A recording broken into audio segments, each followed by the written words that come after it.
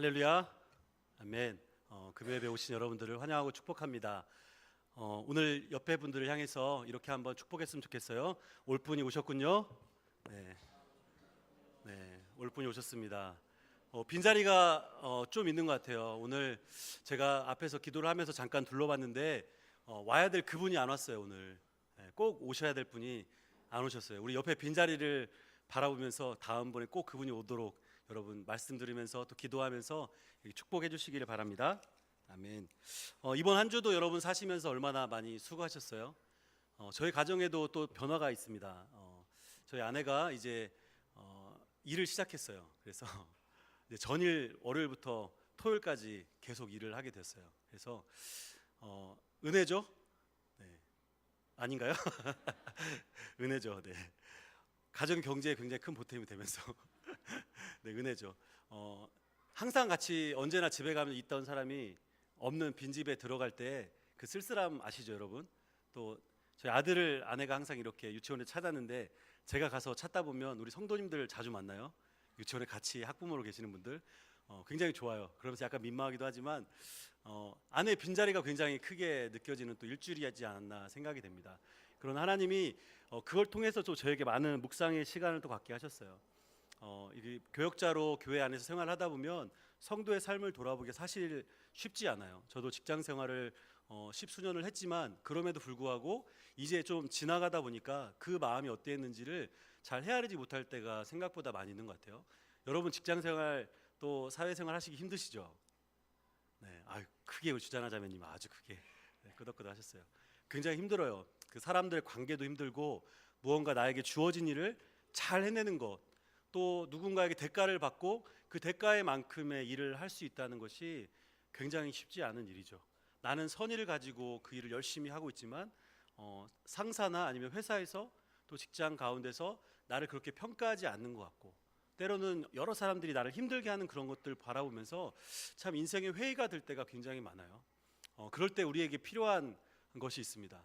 바카스 같은 피로회복제도 필요하겠지만 우리의 피난처가 되시는 예수 그리스도의 그 품이 우리에게 필요해요. 그래서 여기 계신 분들은 정말 생명을 살리러 잘 오신 분들이에요. 이 바퀴 세상은 험한 그 사단이 우리를 잡아먹으려고 눈을 크게 뜨고 우는 사자와 같이 다니는 세상이잖아요. 그러나 이 안에는 하나님의 평안과 기쁨이 넘치는 자리인 줄 믿어요. 제가 저희 가정 얘기를 계속해서 죄송하지만 제가 오늘 설교를 준비하고 나올 때 아내에게 질문을 했어요. 금요 예배를 오면서 자기 어떤 마음을 기대를 하고 금요 예배를 오느냐 이렇게 제가 물었더니요.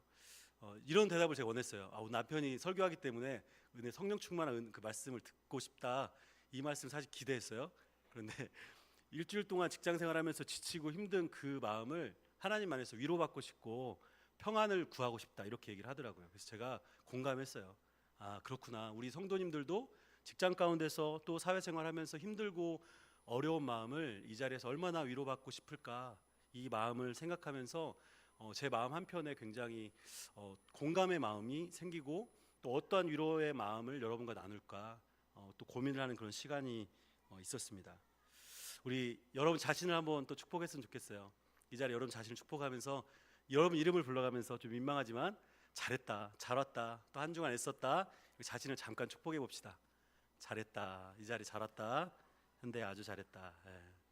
민망해요. 네, 제가 지지난주 금요 예배 때 그 예수님이 이 땅 가운데 오셔서 하셨던 세 가지 사역에 대해서 이야기를 나눴어요.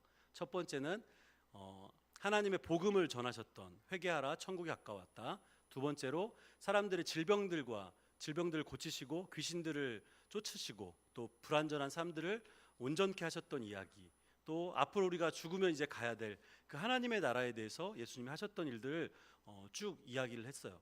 이것을 통해서 하나님이 우리의 육체적인 문제뿐만 아니라 정신적인 거, 정서적인 거, 또 삶에 어그러져 있는 많은 것들을 이렇게 온전케 하신다라는 것들을 나눴어요. 그러나 그것이 말로 끝난다고 하면 우리에게 큰 의미가 사실 없을 거예요. 세상에서 얘기하는 그냥 좋은 말 듣고 좋은 마음으로 왔다 가는 것밖에 되지 않겠지만 성경에 나와 있는 것처럼 하나님의 나라는 말에 있지 않고 하나님의 능력에 있다라고 얘기하셨거든요. 하나님의 능력을 믿는 사람들에게 이 모든 선포된 말씀이 현실에 그대로 적용될 거라고 생각해요. 여러분 믿으십니까? 네. 제가 지난주에 우리 같이 연약한 것들을 위해서 기도를 많이 했어요. 육신의 질병, 우리 가정 가운데 있는 질병들, 또 많은 관계의 문제들, 또 어려움의 문제들을 기도하면서 그런 간증에 대한 이야기들이 참 기대가 되었어요. 사실은 지난번에 설교를 하고 기도한 다음에 이렇게 치유 기도도 막 하고 여러분의 간증도 듣고 이런 시간을 좀 갖고 싶었는데 시간이 너무 많이 흘러가서 그런 시간을 사실 갖지 못했거든요.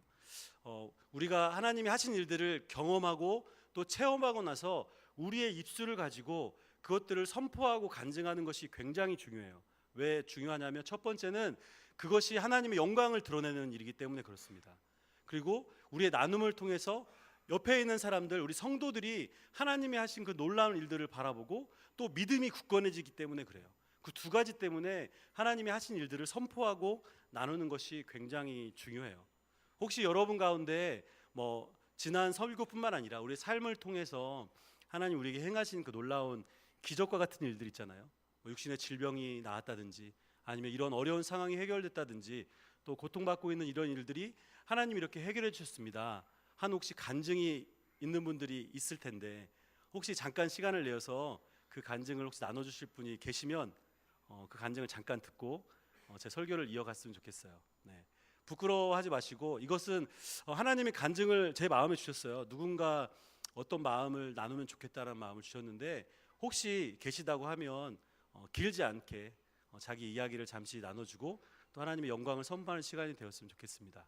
혹시 계시면 한번 표현해 주겠습니까? 네. 옆에 분 쳐다보지 마세요. 여러분에게 각자에게 말씀을 드리는 거예요. 네. 없으셔도 괜찮아요. 네. 우리 교회가 굉장히 간증이 많았던 교회로 제가 알고 있거든요. 그런데 그 시간이 잠시 멈춰져 있는 때를 보내고 있어요. 그러나 여러분 이 자리에서 고백하지 않는다 하더라도 여러분 자치회 모임 가운데 또 목장 모임 가운데 아니면 여러분 가정 가운데서 이 하나님이 하신 일들, 행하신 일들을 자꾸 고백하세요. 그래야 하나님이 그 가운데 영광을 받으시고 또 그것이 우리 안에 믿음으로 자리 잡을 수 있거든요. 저에게도 이런 간증이 굉장히 많아요. 말로 표현하자면 책을 몇 권 쓸 수 있을 정도로 그런 간증이 많아요. 저도 죽을 뻔하는 상황 가운데서 구해진 일도 많고 저희 가정 가운데 어려운 일도 많았고 하나님이 지금까지 인도하신 일만 나열을 해도 굉장히 많은 간증의 이야기가 있을 거예요. 우리 교회에 제가 오게 된 것만 간증해도 그 안에 하나님의 놀라운 섭리가 분명히 있다고 생각해요. 또 여러분 삶 안에 그러한 놀라운 초자연적인 기적뿐만 아니라 일상 가운데서 하나님의 행하시는 일들을 이렇게 고백하고 나눔으로써 사람들에게 힘과 용기를 주고 또 하나님의 이름의 영광을 선포하는 그런 귀한 시간 되시기를 축복합니다. 네, 꼭 한 가지씩 준비해 가지고 오세요. 언제 또 나눌 기회를 여러분에게 드리도록 하겠습니다. 저는 오늘 여러분과 함께 읽었던 본문 마태복음 16장 21절부터 28절 말씀을 통해서 누구든지 나를 따라오려거든 이라는 제목으로 은혜를 나누고자 합니다. 오늘은 자막을 제가 준비하지 않고 여러분 성경을 잠시 보면서 또 몇 구절을 좀 나누려고 하는데요. 성경이나 스마트폰을 준비해 주시고 우리 말씀을 좀 나눴으면 좋겠어요. 우리 마태복음 4장에 보면 예수님께서 제자들을 부르시는 장면이 있어요. 성경을 굳이 찾지 않아도 다 기억하시겠지만 마태복음 4장을 한번 쭉 펴시고 제가 이야기하는 부분을 한번 쭉 따라오셔도 좋을 것 같습니다. 예수님께서 공생애 사역을 이제 시작하셨죠. 3년간의 공생애를 쭉 하셨는데 그 전에 예수님이 이제 40일간 광야에서 금식을 하시면서 이 사단에게 시험을 받았던 일, 그리고 그 이후에 이제 40일의 금식을 끝내시고 공생의 사역을 시작하면서 회개하라 천국이 가까웠다라는 하나님의 나라를 선포하셨어요. 그리고 나서 첫 번째 하셨던 일이 무엇이냐면 제자들을 부르시는 일이었어요. 그 중에 우리가 잘 아는 것처럼 예수님이 어느 날 갈릴리 바다를 쭉 거닐고 계시다가 저 멀리에서 고기를 잡고 있는 두 사람을 봤어요. 그 두 사람이 누구냐면 형제 베드로와 안드레였죠. 예수님이 그들에게 다가가서 이렇게 말씀하셨어요. 얘들아 이제 그물을 버리고 나를 따라와라 이렇게 말씀하시니까 마태는 굉장히 마태복음에서 짧게 이야기를 쓰고 있거든요. 그들이 그물을 버리고 예수를 따랐더라 이렇게 표현이 되어 있어요. 예수님이 따라오라고 얘기를 하니까 그들이 그물을 버리고 바로 주님을 따라갔다. 마태는 이렇게 표현을 하고 있어요. 또한 예수님이 이제 그 길을 그들과 함께 가시면서 또 다른 두 명을 부릅니다. 누구였냐면 세베대의 아들 야고보와 요한 역시 어부였거든요. 세베대의 아들 야고보와 요한이 세베대 아버지와 함께 그물을 깃고 있었어요. 그래서 예수님이 그 두 사람을 향해서도 동일하게 콜링을 하셨죠. 나를 따라와라. 그러자 야고보와 요한이 그물과 배와 아버지를 버려두고 예수님을 따라갔다, 이렇게 성경에 표현이 되어 있습니다. 예수님이 그들을 부르시는 장면은 굉장히 짧게 표현이 되어 있지만 예를 들어 영화 같다고 한다면 굉장히 극적일 거예요. 뭐 우리가 예수님을 잘 모른다고 하면, 예수님이 뭐 대단히 활동을 했던 분도 그 당시 아니었기 때문에 같은 갈릴리에 살았지만 그들이 주님을 잘 몰랐을 거예요. 그러나 하나님의 권위의 말씀으로 그들에게 얘기했을 때 그들의 귀가 들었지만 그들의 영이 깨어서 들었기 때문에 예수님을 주로 인정하고 주님을 순종하고 따라갈 수 있었을 거예요. 아마 여러분 가운데서도 주님이 여러분을 부르시던 그 음성들을 아마 다 기억하실 거예요. 그래서 아마 주님을 처음으로 만났던 그 시간들도 여러분에게 있으셨을 텐데요.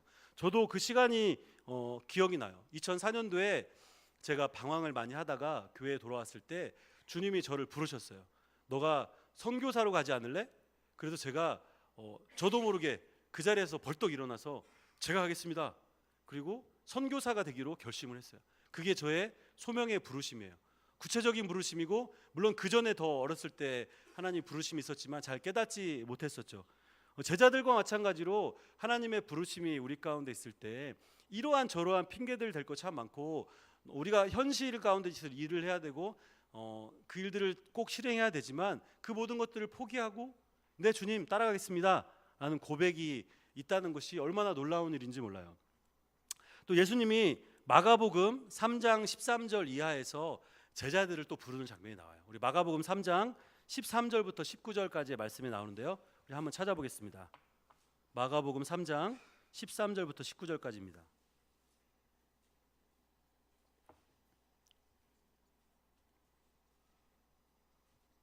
마가복음 3장 13절부터 19절까지 말씀을 저와 여러분이 같이 읽겠습니다. 시작. 또 산에 오르사 자기가 원하는 자들을 부르시니 나아온지라. 이에 12를 세우셨으니 이는 자기와 함께 있게 하시고 또 보내사 전도도 하며 귀신을 내쫓는 권능도 가지게 하려 함이시라. 이에 12를 세우셨으니 시몬에게는 베드로란 이름을 더하셨고 또 세베대 아들 야고보와 야고보 형제 요한이니 이 둘에게는 보아너게 곧 우레의 아들이란 이름을 더하셨으며 또 안드레와 빌립과 바돌로메와 마테와 도마와 알페오의 아들 야고보와 및 다데오와 가나안인 시몬이며 또 가룟 유다니 이는 예수를 판 자더라. 총 12명의 제자를 예수님이 부르셨어요. 이렇게 부르심을 받은 제자들이 예수님과 함께 365일 24시간을 동고동락했죠. 3년 동안. 그러면서 예수님에게 많은 것을 배웠어요. 예수님의 말씀만으로 예수님이 그들을 가르치셨던 것이 아니라 삶을 통해서 하나님 되심을 그들에게 실제적으로 보여주셨었죠. 그래서 제자들이 그분을 경험하고 또 하나님이시라는 것을 깨닫게 하셨다는 것이죠.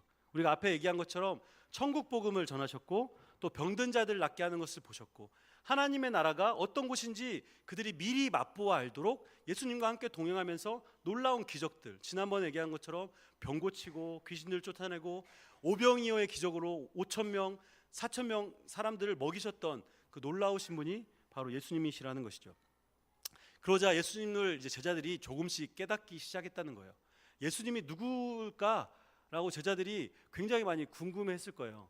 예수님이 직접적으로 뭐 내가 하나님의 아들이다 이렇게 얘기도 하셨겠지만 제자들이 삶을 통해서 그분이 진짜 하나님의 아들이구나 라는 입술로 고백하기까지 쉽지 않은 시간들을 아마 보냈을 거라고 생각이 돼요. 그러던 어느 날 예수님이 제자들과 함께 그 빌립보 가이사랴라는 지방으로 이렇게 전도를 다니기 시작하셨죠. 그리고 예수님이 제자들을 불러보았어요.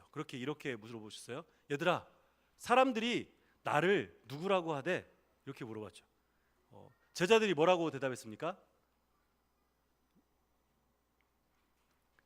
사람들이 인자를 누구라고 하느냐 물어보니까 제자들이 뭐라고 대답했죠? 다 알고 계시죠? 어떤 사람은 세례 요한이다라고 대답하고, 어떤 사람은 엘리야라고 대답하고, 어떤 사람은 예레미야 같은 선지자 중에 한 사람입니다 이렇게 대답을 했다는 거예요. 이스라엘 그 당시 사람들이 누구를 기다렸냐면 구약에서 그들의 구원자로 명명되어 있는 메시아를 기다렸거든요.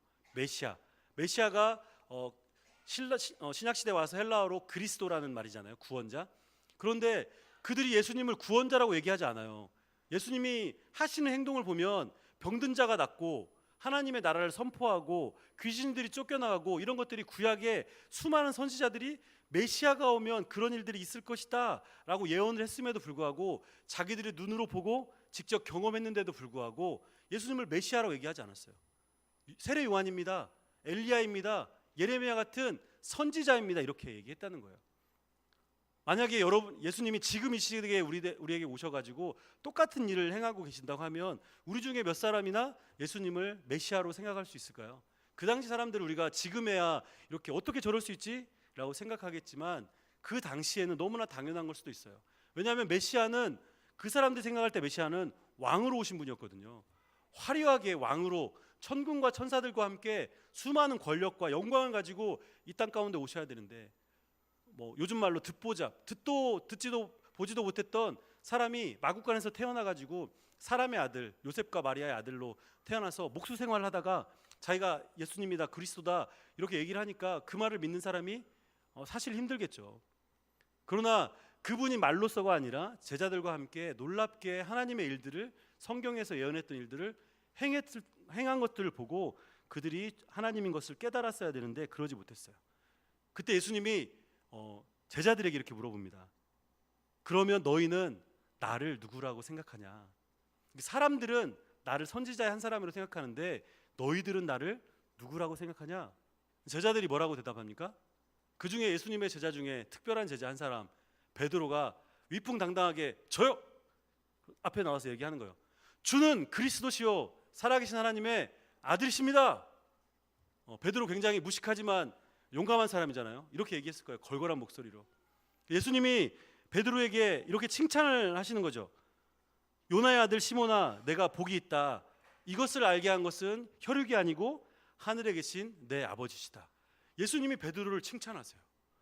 네가 이것을 알게 된 것은 네가 사람으로서 알게 된 것이 아니고 하나님께서 너에게 알게 하신 거야. 그래서 내가 그리스도고 하나님의 아들인 것을 알게 된 것이다. 이렇게 얘기하시는 것이죠.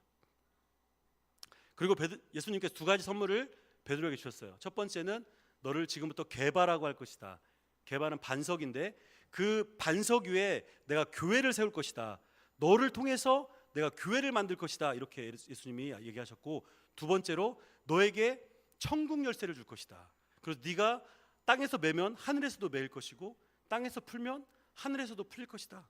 그래서 천주교에서는 베드로가 천국의 수문장이라고 얘기하잖아요. 천국의 열쇠를 들고 사람들 들어가나 마나 이렇게 열어주는 사람? 꼭 그렇진 않겠죠. 네. 그 정도로 베드로를 인정하셨고 베드로를 축복하셨어요. 이 내용이 오늘 본문 바로 앞에까지 마태복음에서 16장에서 이야기하는 내용이에요. 이러한 제자들의 고백을 아마 예수님이 기다리셨을 거예요.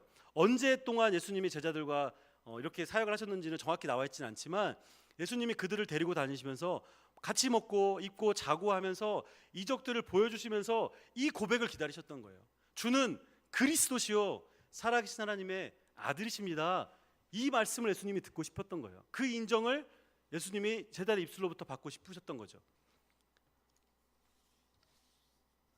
예수님이 제자들을 택하시고 또 병을 고치시고 수많은 귀신을 쫓아내시고 또 권능과 기적들을 보이셨는데 또한 그것들을 본인만 하셨던 게 아니고 제자들에게 능력을 똑같이 주셔서 제자들이 둘둘씩 짝을 지어서 다니면서 사람들에게 병 고침을 받게 하고 귀신을 쫓아내게 하고 놀라운 일들을 실제로 행했죠. 바로 그들을 제자 삼으신 1차적인 목적이 예수님이 어떤 분인지 깨닫게 하는 거였거든요. 이제 그 1차적인 목적이 이제 달성이 되신 것 같아요. 그렇다면 제자들이 예수님이 누구인지 깨달았기 때문에 그 다음 과정, 이제 사탄의 권세를 깨부시고 하나님의 나라를 이 땅 가운데 이뤄가는 것에 대해서 뭔가 더 열심을 가지고 막 해야 되는 것이 그 다음 순서인 것 같아요. 그러나 오늘 말씀에 보면 예수님이 제자들 향해서 반전의 말씀을 하세요. 뭐라고 얘기하시냐면 성경 오늘 마태복음 16장 21절부터 22절 말씀에 그렇게 얘기하고 계시는데요. 우리 마태복음 16장 21절 22절을 같이 읽도록 하겠습니다. 시작. 이때로부터 예수 그리스도께서 자기가 예루살렘에 올라 많은 고난을 받고 죽임을 당하고 제3일에 살아나야 할 것을 제자들에게 비로소 나타내시니 베드로가 예수를 붙들고 항변하여 이르되 주여 그리하지 마옵소서 이 일이 결코 주께 미치지 아니하리이다.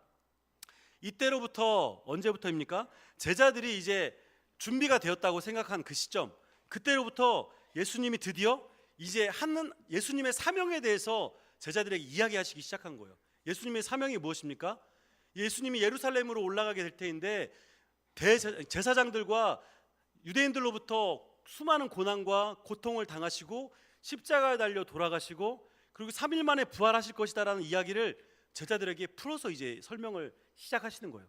그 전에 예수님이 하셨다면 제자들이 더 이해하지 못하고 했을 텐데 예수님이 이제 어느 정도 1차적인 목적을 달성하셨다고 생각했기 때문에 제자들에게 이 이야기를 하셨던 거예요.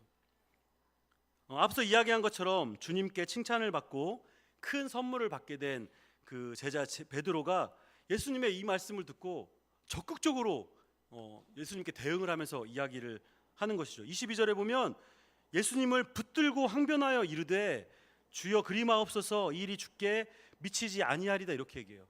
무슨 말이냐면 예수님을 양쪽 팔을 붙들고 가서 안 돼요 예수님 그렇게 하지 마세요. 절대 이 일이 주님께 일어나지 않도록 제가 막을 거예요. 베드로가 그렇게 예수님을 막았다는 거예요. 왜냐하면 수제자된 베드로였기 때문에 그는 예수님이 고통당하고 죽는 것을 볼 수 없었던 것이죠. 혹시 우리 담임 목사님이 누군가에게 고난을 당하는 것을 우리가 목격한다라고 담임 목사님 이렇게 얘기하셨다면 여러분 어떠시겠어요? 안 돼요 목사님 제가 가서 그 사람들 제가 혼내줄게요. 제가 막아줄게요. 이렇게 하시지 않겠습니까? 예수님과 동고동락하면서 그 아픔과 마음을 다 알고 그 어떤 분인지 아는 제자들이 특별히 그 중에서 출중하고 정말 다혈질적인 베드로가 당연히 주님을 보호하려고 한 것이 당연한 거 아니겠습니까? 예수님 결코 이런 일들이 주님께 일어나지 않도록 제가 맡겠습니다. 이 얼마나 대견하고 수제자로서 믿음직한 일입니까? 괄괄하고 무식하지만 듬직한 베드로의 이 말을 듣고 나서 예수님이 어떻게 대응을 하십니까? 인간적으로 보면 베드로를 칭찬하시면서 이렇게 아마 하셨을 것 같아요. 남자끼리 베드로 손을 딱 잡고 의리 이렇게 하지 않으셨을까요? 저 같으면 좋아 고마워 이렇게 했을 것 같아요. 예수님이 그러나 그 생각을 완전히 다 깨어버리는 말씀을 하시면서 충격적인 대답을 하시는 거죠. 23절 말씀에 이렇게 되어 있어요. 제가 읽겠습니다. 예수께서 돌이키시며 베드로에게 이르시되 사탄아 내 뒤로 물러가라 너는 나를 넘어지게 하는 자로다 내가 하나님의 일을 생각하지 아니하고 도리어 사람의 일을 생각하는도다. 사랑하는 제자 그것도 그를 통해서 교회를 세우시겠다고 또 천국 열쇠를 주시겠다고 칭찬하고 선물까지 주셨던 베드로에게 예수님이 뭐라고 하십니까?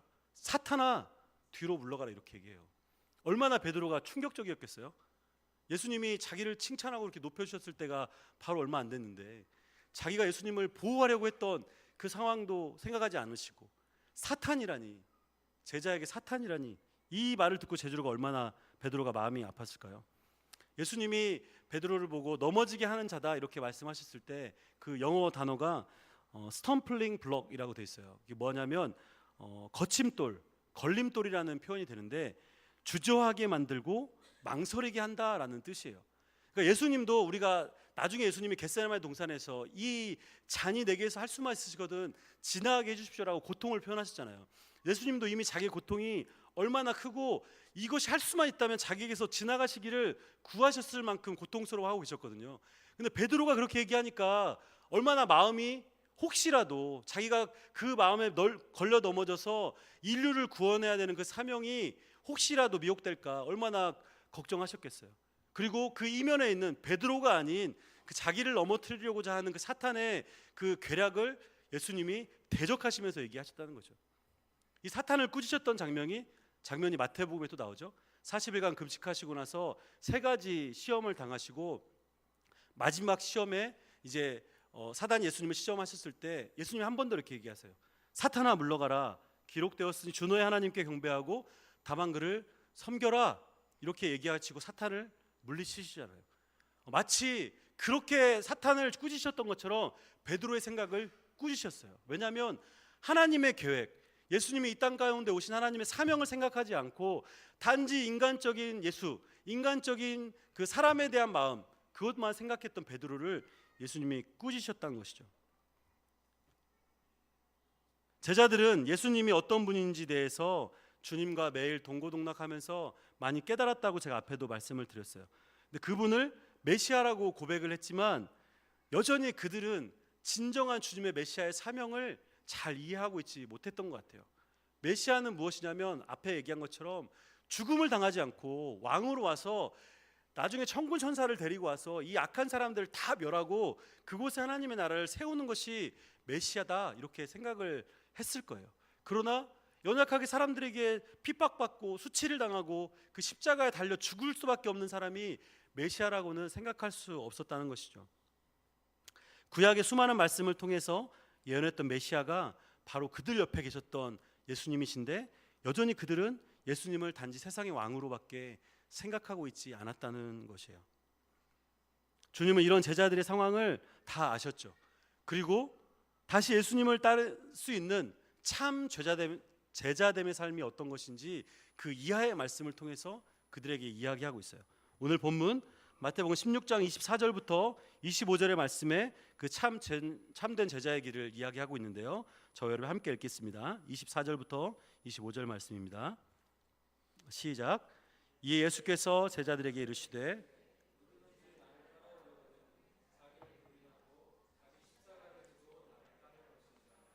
누구든지 제 목숨을 구원하고자 하면 누구든지 나를 위하여 제 목숨을 잃으면 찾으리라.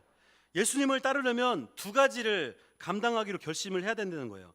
참된 제자가 되려면 두 가지를 따라야 된다고 예수님이 얘기하시는 거죠. 첫 번째는 뭐냐면 자기를 부인해야 된다.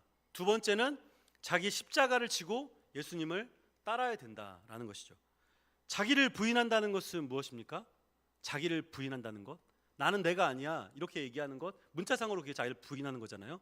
이것은 갈라디아서 2장 20절에 이야기하는 그 말씀을 통해서 우리가 정확하게 해석할 수 있어요. 우리 갈라디아서 2장 20절 말씀을 한번 같이 읽겠습니다. 갈라디아서 2장 20절 뭐 다 외우고 계시죠? 함께 읽습니다. 시작.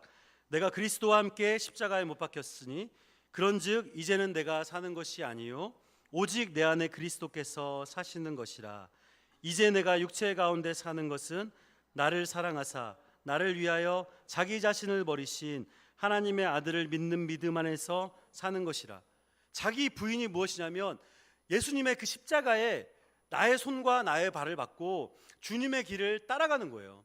이제는 나의 삶이 아니라 하나님의 아들을 믿는 믿음의 삶을 살아가는 것이 나를 부인하는 삶이라는 거예요. 자기의 이기적인 본성을 죽이고 죽기까지 예수님을 섬기겠다라고 결심하는 것이 자기 부인의 삶이라는 것이죠. 또한 육신의 소욕대로 살아가지 않고 성령께서 주시는 열매를 맺는 삶을 살아가기로 결심하는 것이 바로 나를 부인하는 삶이에요. 자기는 인간적인 욕심을 포기하고 자신의 의지마저도 하나님 함께 굴복시키면서 주님의 길을 따라가기로 결심하는 삶, 그것이 바로 자기를 부인하는 삶입니다. 나를 위해 살기보단 주님을 위해 살라는 것이죠. 우리가 일상생활을 하면서도 돈을 벌기 위해 살잖아요. 돈을 버는 목적이 무엇입니까? 잘 먹고 잘 살고 편안한 삶을 살고 좋은 가정에 우리 자녀들을 행복하게 키우고 교회에 뭔가 헌금도 열심히 하고 그러기 위해서 돈을 벌잖아요. 그게 우리의 첫 번째 목적이 되어서는 안 된다는 거예요. 그것은 하나님의 나라를 위해서 청지기적으로 우리가 우리에게 주어진 것들을 감당하기 위해서 돈을 버는 거예요. 또 하나님이 마땅히 일해야 될 소명을 우리 가운데 삶으로 주셨기 때문에 그것을 책임감 있게 감당하기 위해서 삶의 현장 가운데 있는 거예요. 어떤 사람은 작은 일을 감당하는 사람이 있고 어떤 사람은 굉장히 크고 어려운 일을 감당하는 사람이 있어요. 그들의 목과 역할이 다르지만 사명은 단 하나예요. 우리가 그 가운데서 하나님의 것들을 대신 맡은 청지기로서 세상을 섬기기 위해서 또 교회를 섬기기 위해서 우리의 일을 한다는 것이죠. 자기를 부인한다는 것은 그냥 입으로만 난 죽었어, 그리스도와 함께 십자가에 못 박혀 죽었어 라고 중언부언하면서 말하는 것이 아니에요. 이제 난 그리스도 안에서 새로운 피조물이 되었어 라고 끝나버리는 것이 아니란 것이죠. 삶을 통해서 그것을 매일매일 증명해내면서 살아가야 된다는 거예요. 주님이 분내지 말아라고 얘기했다면 분내지 않고 살아가는 것이 나를 부인하는 삶이에요. 십자가를 지고 따라오라고 하면 십자가를 지고 따라가는 것이 주님을 위한 삶인 것이죠. 성령의 8가지 열매를 맺어가는 삶, 바로 그것이 자기 부인의 삶일 거예요. 저희가 화요일마다 교육자들이 모여서 직원들과 함께 큐티 모임을 합니다. 이번 주에 큐티 모임을 하면서 우리가 말씀을 나누는데 우리 서영기 목사님이 큐티 나눔을 해주셨어요. 그때 이런 말씀하시더라고요. 우리 가정이 고린도전서 13장에 나오는 사랑장 그 말씀을 매일 암송하고 있어요. 이러면서 가족 안에 하나님의 사랑을 이렇게 계속해서 나누면서 하나님이 놀랍게 우리 가족을 만지시고 계세요. 그래서 많은 변화가 있어요. 이런 나눔을 하셨어요. 그래서 굉장히 은혜가 됐고 또 도전이 됐어요. 고린도전서 13장에 나오는 그 사랑장이라고 얘기하는 그 사랑의 말씀, 그 말씀을 지키며 살아가는 것이 자기 부인의 삶이라는 거예요. 한 15가지 정도로 사랑에 대해서 이야기하고 있어요. 우리 고린도전서 13장을 한번 찾아봅시다. 고린도전서 13장 4절부터 7절까지의 말씀에 보면 그 사랑은 어떤 것인지에 대해서 15가지 정도 구분해서 이야기를 하고 있거든요. 고린도전서 13장입니다. 4절부터 7절까지 또박또박 한번 읽어볼게요. 시작. 사랑은 오래 참고, 사랑은 온유하며 시기하지 아니하며, 사랑은 자랑하지 아니하며 교만하지 아니하며 무례히 행하지 아니하며 자기의 유익을 구하지 아니하며 성내지 아니하며 악한 것을 생각하지 아니하며 불의를 기뻐하지 아니하며 진리와 함께 기뻐하고 모든 것을 참으며 모든 것을 바라며 모든 것을 견디느니라. 우리가 방금 읽은 이 사랑이 무엇이냐? 이 15가지 사랑에 대한 구체적인 이야기들이 우리가 자신을 부인했을 때 우리 삶 가운데 맺어지는 놀라운 열매라는 거예요. 이 사랑이 바로 자아가 죽었을 때 일어나는 것입니다. 육신의 소욕을 따라가지 않고 성령을 따라 살아갈 수 있는 그 삶의 모습이 바로 이런 모습이라는 거예요. 또한 주님이 이제 2번째로 제자들에게 이야기하신 것이 있어요. 참된 제자의 삶을 살려면 이렇게 살아라. 그 2번째는 무엇입니까? 자기 십자가를 지고 따르는 것이 제자의 삶이다. 이렇게 얘기를 하고 계시다는 거죠. 왜 주님은 굳이 십자가를 지는 것이 제자의 삶이다 이렇게 얘기를 하셨을까요? 제가 지난번에 이렇게 설교하면서 예를 들었던 그 책을 썼던 카일 아이들먼 목사님이라는 분이 팬과 제자인가라는 책을 먼저 쓰셨는데요. 영어 제목은 Not a Fan이에요. Not a Fan. 팬인가 제자인가? 당신이 예수님을 따르고 있는데 팬으로 따르고 있느냐 아니면 제자로 따르고 있느냐, 이것을 굉장히 레디컬하게 표현을 하고 있는데요. 거기에 보면 이런 이야기가 있어요. 참된 신앙을 갖는다는 것은 주님의 제자가 된다는 것이다. 제자가 된다는 것은 단 한마디로 말하면 십자가를 지는 것이다. 십자가를 진다는 것은 come and die, 즉 와서 죽으라 라는 것이다. 자신의 자아, 욕심과 욕구를 죽이는 것이 바로 십자가를 지는 삶이라는 거예요. 앞에 얘기하는 자기 부인하고 일맥상통하죠.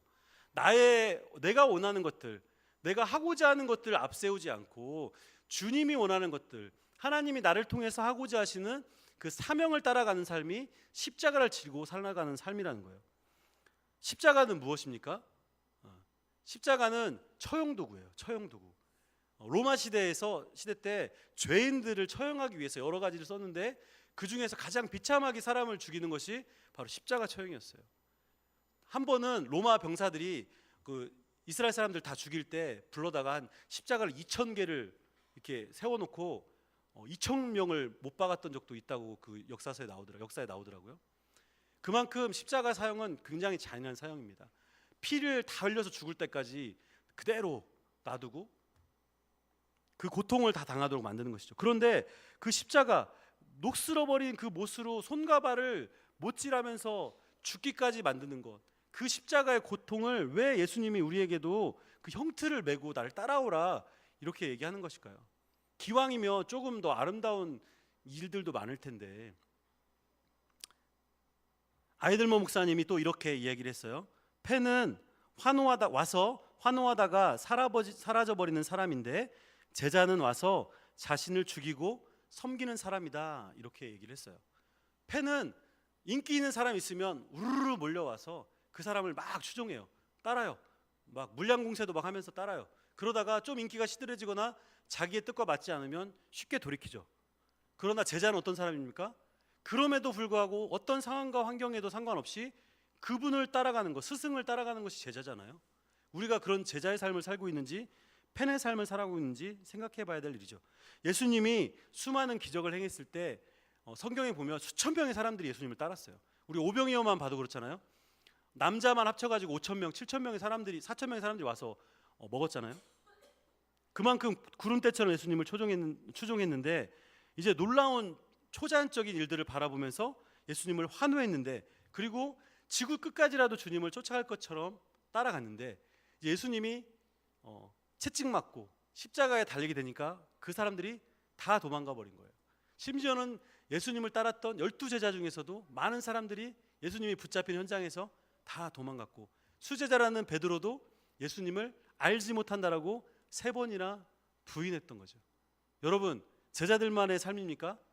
아니면 예수님을 쫓았던 그 추종자들만의 삶입니까? 이것이 우리들의 모습이 아닌가요?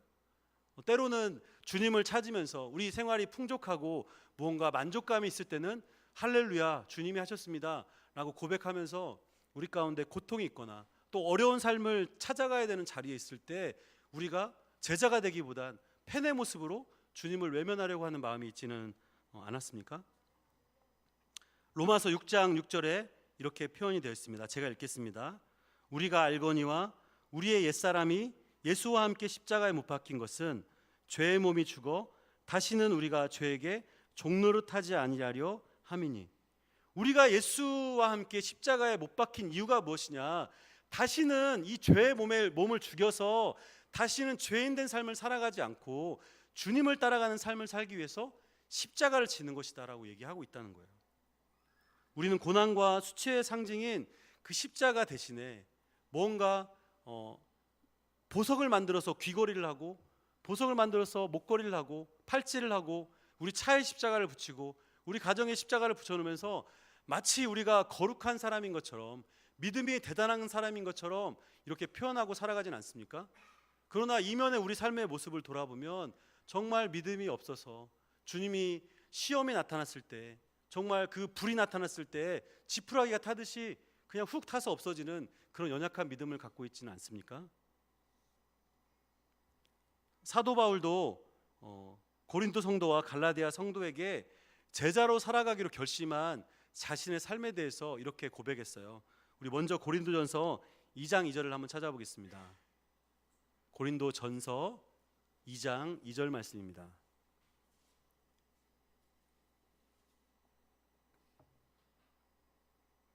같이 읽습니다. 시작.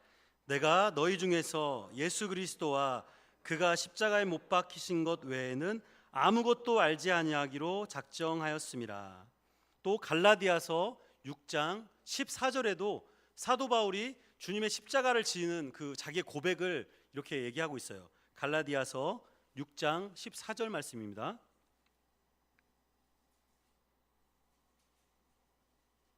갈라디아서 6장 14절 찾으셨으면 같이 읽겠습니다. 시작. 그러나 내게는 우리 주 예수 그리스도의 십자가 외에 결코 자랑할 것이 없으니 그리스도로 말미암아 세상이 나를 대하여 십자가에 못 박히고 내가 또한 세상을 대하여 그러하니라. 사도 바울이 자신의 삶이 어떠하기로 결심하냐면, 예전에 누구보다도 앞장서서 예수를 핍박하고 예수님을 믿었던 사람들을 찾아가면서 적극적으로 죽였던 그 사람이 이제 주님을 만나고 변화되어서 십자가 외에 다른 것을 자랑하지 않겠다라고 제자된 삶을 살겠다라고 선포를 하였던 거예요. 그리고 그는 결혼도 하지 않고 재산도 갖지 않고 자신이 직접 일을 하면서 고통을 당하면서 복음을 전하러 수없이 노력하고 다녔던 사람이었어요. 결국은 그의 인생도 십자가형의 때로는 채찍에 맞아서 창에 찔려 죽었다는 그런 설도 있는데요. 결국은 고통스럽게 주의 복음을 전하다 죽게 되었다는 것이죠. 여러분, 제자된 십자가의 삶은 예수님이 얘기한 것처럼 좁은 길로, 좁은 문으로 들어가는 삶이에요.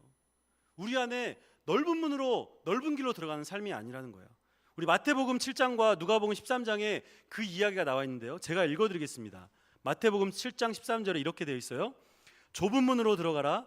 멸망으로 인도하는 문은 크고 그 길이 넓어 그리로 들어가는 자가 많다. 누가복음 13장 24절에 또 이렇게 되어 있습니다. 좁은 문으로 들어가기를 힘쓰라. 내가 너희에게 이르노니 들어가기를 구하여도 못하는 자가 많으리라. 주님이 뭐라고 얘기하시냐면, 얘들아, 이 넓고 큰 길로 따라와, 이 광대하고 넓은 길로 들어와, 이렇게 하지 않으셨다는 거예요. 나를 따르는 길은 좁고 협착한 문으로 들어와서 좁은 길을 따라가야 된다. 그 좁은 길은 무엇이에요? 옆으로 보면 낭떠러지예요. 그 단지 한 사람이 지나갈 수 있는 거. 내가 잠시 딴 생각을 하고 무언가 다른 것을 구하면 떨어져 죽는 거예요. 이 세상 가운데 우리가 주님을 믿는다는 건 무엇이냐면, 주님을 바라보고 이 길을 똑바로 따라가지 않으면 어느 누구나 당연히 세상으로 가게 돼 있어요. 어느 누구나 우리의 인간적 욕심을 따라 가게 돼 있어요. 여기 서 있는 저와 여기 있는 여러분 어느 누구도 예외 없이 그렇게 가게 돼 있어요. 우리가 그렇게 세상에 죄를 지고 살아가는 사람들이에요. 주님 그걸 다 아셨잖아요. 그래서 우리에게 이렇게 강하게 얘기하시는 거예요. 좁은 길로 들어와라. 십자가를 지고 자기를 부인하고 나를 따르라. 이것이 참된 제자의 삶이다. 이렇게 얘기하고 계신다는 것이죠. 예수님의 부르심을 받고 가르침을 받고 또 직접 십자가의 현장을 목격한 제자들은 어떤 삶을 살았을까요? 물론 처음에는 의심하고 예수님의 이 이야기를 이해하지 못했지만, 그들이 예수님을 알고 십자가를 경험하고 부활을 경험하고 예수님이 승천하신 것을 경험하고 또 다락방에, 마가의 다락방에 임했던 성령을 체험하고 나니까 이들의 삶이 완전히 변화되었던 거예요. 과연 그들은 자신의 십자가를 지고 주님을 따랐을까요? 역사에 보면 제자들이 어떻게 선택되었고 어떻게 죽었는지를 보여주고 있어요. 우리가 영상을 잠깐 볼 텐데요. 예수님의 제자들이 어떤 삶을 살았고 어떻게 죽었는지 잠깐 짧은 영상을 보고 제가 설교를 마무리하도록 하겠습니다.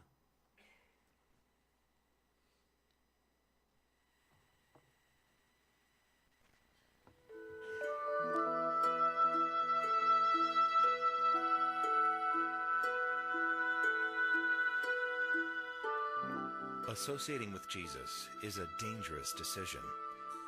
However, Jesus was up front with his disciples and told them that following him would not be a safe decision, saying that anyone willing to follow him must deny themselves and take up their cross. Andrew was a fisherman in the rural town of Capernaum. He was just your average guy working the family business. He wasn't especially religious, and yet Jesus invited Andrew to follow him. After Christ's death and resurrection, Andrew spread the gospel throughout Russia and Greece, where he was later crucified. Andrew hung upon the cross for 3 days, suffering unimaginable pain, but continuing to tell the people around him about the love of Jesus Christ. God used Andrew, an average and insignificant guy, to change thousands of lives. Peter was a hot-tempered guy who often put his foot in his mouth. He lacked faith in Jesus, denying him on 3 separate occasions.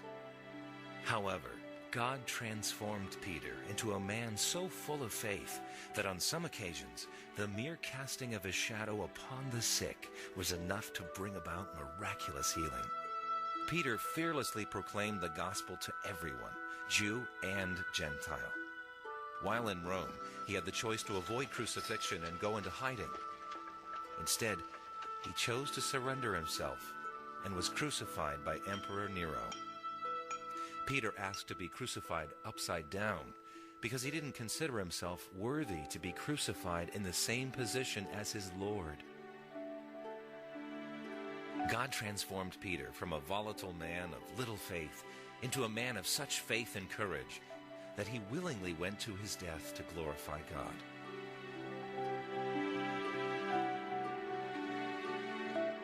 Now Thomas, one of the 12, was not with the disciples when Jesus appeared following his resurrection. So the other disciples found Thomas and said, "We have seen the Lord."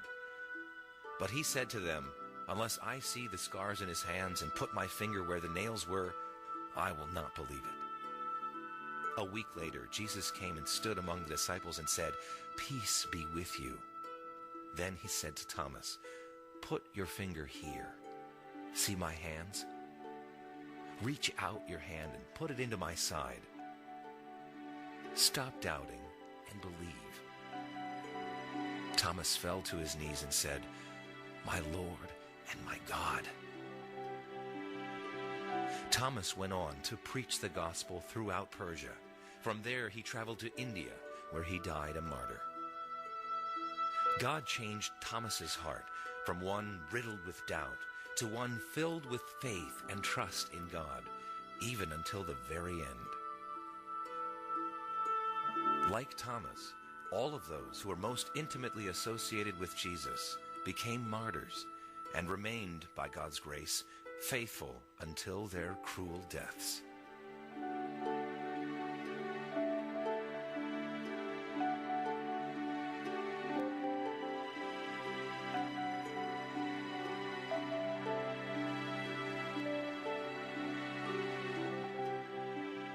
These were 11 ordinary guys, 11 nobodies that chose to follow Jesus. They had some major faults, much like you and I, but they chose to give up their lives to follow Christ and be transformed through him, to tell people about him, and ultimately to die for him. Jesus never said it would be safe following him. In fact, he knew the hardship that lay ahead for those that chose to follow him. And so he asked them to count the cost. For his disciples, it cost them everything, including their lives. Have you ever really thought about what it might cost you to follow such a dangerous God?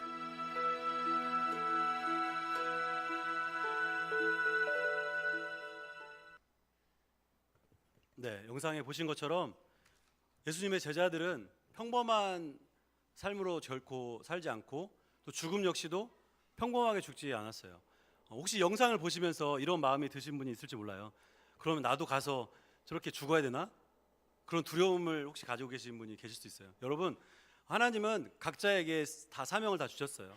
제자들에게 그런 삶을 주셨다면 우리 자신들에게 주어진 사명은 또 각자라는 거예요.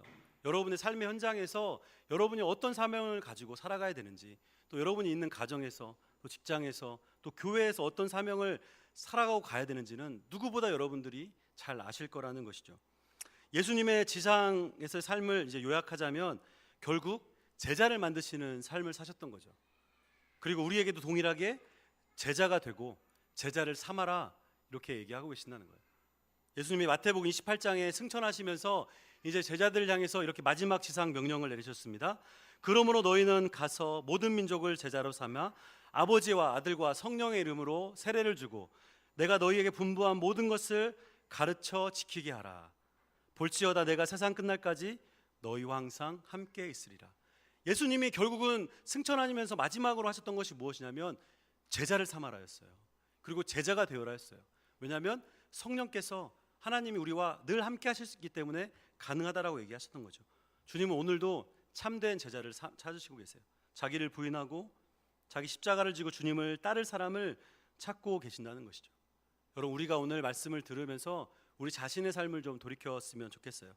우리의 인생의 목적이 예수님의 제자가 되는 것인가, 아니면 세상의 부요와 성공을 쫓아가는 삶이 되는 것인가, 하나님의 말씀을 기준으로 순종하며 삶을 사는 것인가, 아니면 세상의 기준으로 그 기준을 따라 삶을 사는 것인가.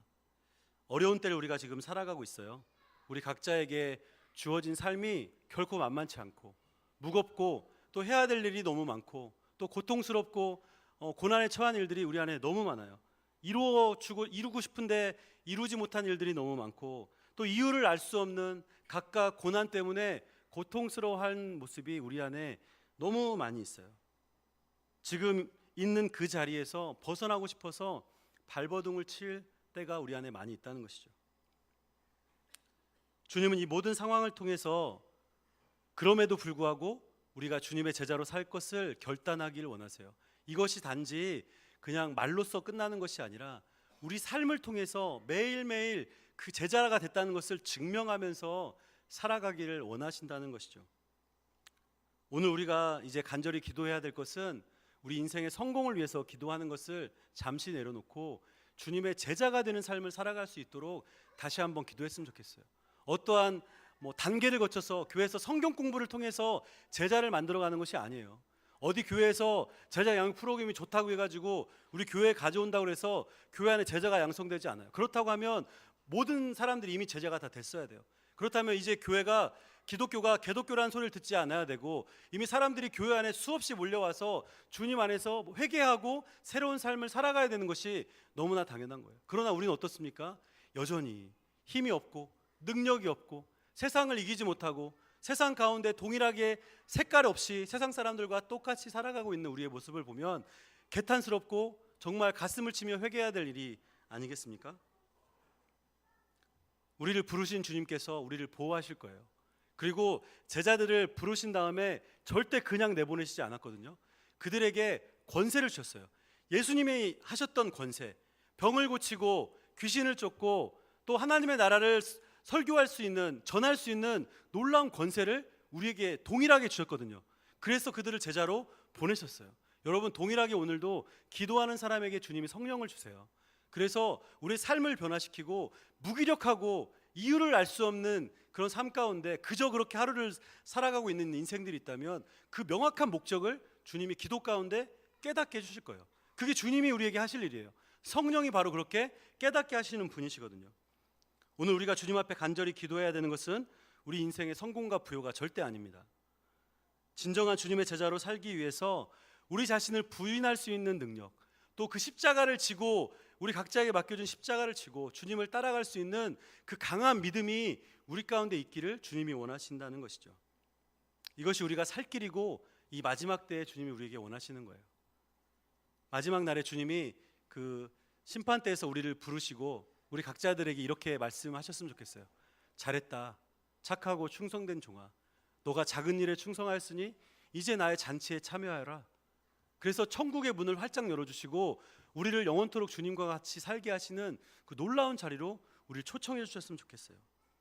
이런 신실한 제자됨 삶이 저와 여러분 삶 가운데 있기를 간절히 축원합니다. 마지막으로 찬양을 한 곡하고 기도했으면 좋겠는데요. 이 찬양의 제목은 주님을 따르리라는 찬양이에요. 제가 중학교 1학년 때 그 주찬양 선교단이라는 선교단에서 이 찬양을 앨범으로 발표하고 불렀어요. 제가 뭘 잘 몰랐지만 그때 이 찬양을 따라 부르면서 뭔가 이 안에 굉장히 뭉클함이 있었어요. 주님을 따르리, 주의 십자가 지고 주 따르리, 주를 따르리, 자기를 부인하고 따르리, 주를 따르려거든 자기를 부인하고 자기 십자가를 지고 주님을 따르라. 주님이 내 안에 충만히 거하시도록 자기를 부인하고 자기 십자가를 지고 따르라. 주님이 너의 삶을 통해 영광을 받으시도록 자기를 부인하고 자기 십자가를 지고 주를 따르라. 이런 가사의 찬양이거든요. 같이 한번 찬양을 나누고 우리 함께 기도하는 시간을 갖도록 하겠습니다. 주님을 따르리, 내 십자가 지고 주 따르리. 주님을 따르리, 내 십자가 지고 주 따르. 다시 한번 주님을 따르리, 주님을 따르리, 내 십자가 지고 주 따르리. 주님을 따르리, 내 십자가 지고 주 따르리. 주를 따르려거든 자기를 부인하고 주를 따르